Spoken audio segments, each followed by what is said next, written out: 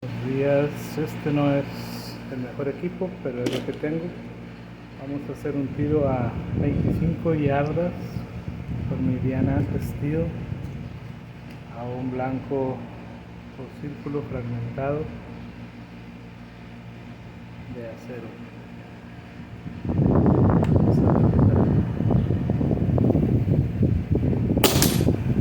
Excelente. Muy bien.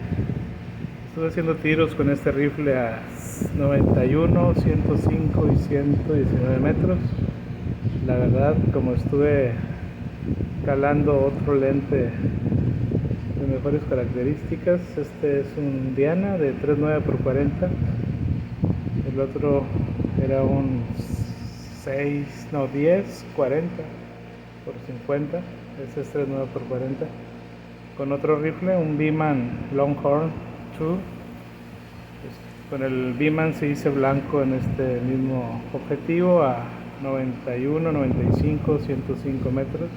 Ya 119 no pude. Y la verdad ya me había cansado, entonces hice pocos tiros con este.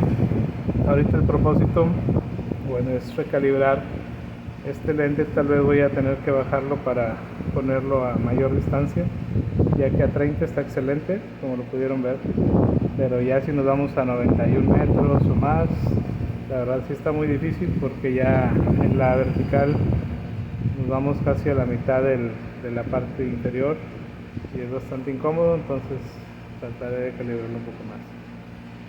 Saludos.